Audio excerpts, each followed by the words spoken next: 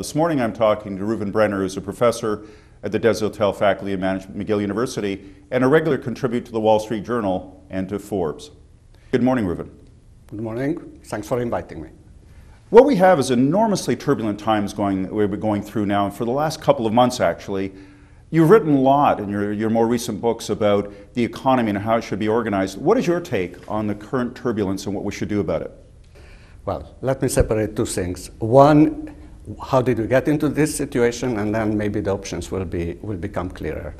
What is happening, especially in the last few months, it's a huge deleveraging, because it was known that the financial world is very much leveraged. Now, what does that mean? That if you expect, let's say, high incomes, and let's eliminate for the moment corruption and many other things that happen, I'll come back to that later, actually there is no problem in taking on debt, because this is how countries prosper. Think about yourself. Probably you buy a house, a car, you have a credit card, and so forth.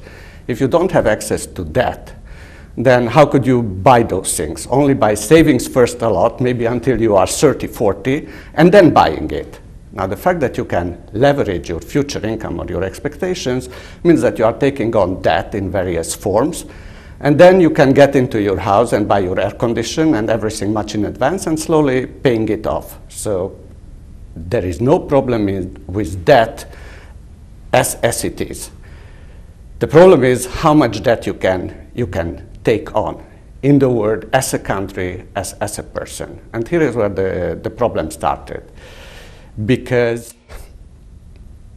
how much credit you can expand, the alarm signals that existed many years ago in the financial system in the world were taken off.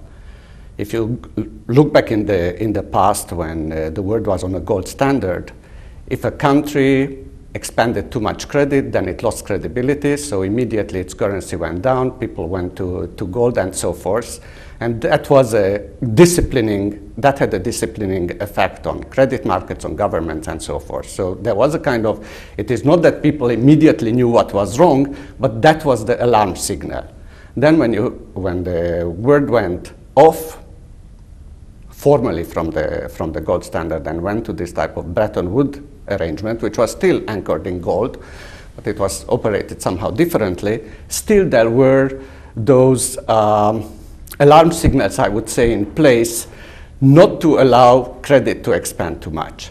Once the world went to the floating exchange rate, which people mistakenly take for laissez-faire, and I'll come back to that in a minute, then, and with a lot of, unfortunately, very bad academic theories that have been rationalized as if this is the way to manage the world, people stopped paying attention to that, governments stopped paying attention to that alarm signal, and credit expanded vastly.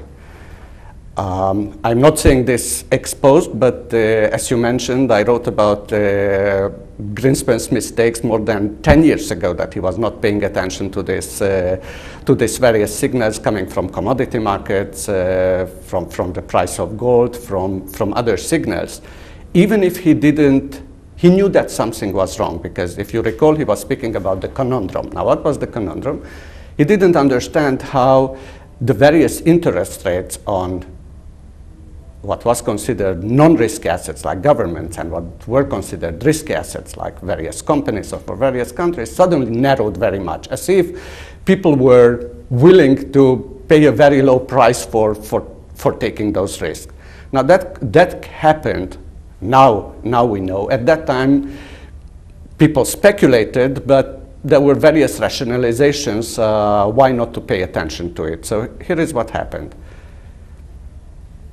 On one side, the world wanted to buy US securities. Inside the United States, because Greenspan made that mistake of lowering interest rate, there was a kind of demand for a higher yield.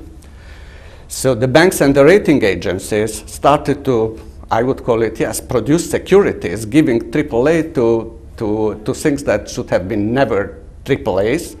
And unfortunately, those who bought them didn't do their homework either to double check. So what you had a kind of, to paraphrase the Mandeville, a word full of vice, but the result looked for a while like paradise. The world was buying these securities. In the United States, you could have access to a lot of credit at very, very low prices. But it was, okay, it is not corruption in the sense that it was illegal, but I would say there was a lot of conflict of interest between the banks, the rating agencies, who were paid fees and so forth to approve all these AAAs. The banks didn't do their homework, the rest of the world didn't do their homework, and this is how this kind of thing expanded for a while. There were other problems, because with these financial innovations, in fact, banks, the functions that banks played in the past when mortgages were on their books, it was in fact relinquished, because now new middlemen played those roles. However, the regulators still paid attention to the bank. They, as if, regulated the institutions of the past, although that institution no longer fulfilled that function. It is the new middlemen that should have been regulated, because they were fulfilling those banking functions. That's why you had all those lenders giving, let's say, if you went previously to a bank and you wanted to take out a mortgage, they asked what would be your income. They asked for you a lot of details, how much mortgage you could get and so forth.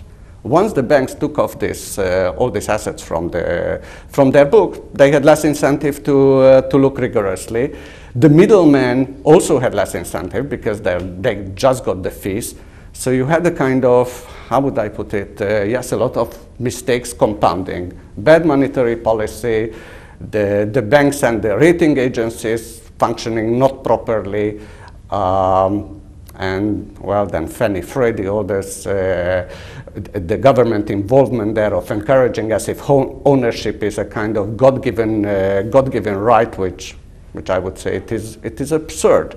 Now, it is also absurd, I would say, that today everybody is jumping that people must stay in those homes. Actually, if you talk to many real estate guys, I'm not saying that part of those who live in those homes that are being now foreclosed were not innocent because they didn't read the small letters or they didn't understand. But I would say stupidity is not a defense, and because if you allow it as a defense, then the world will be very full of stupid people.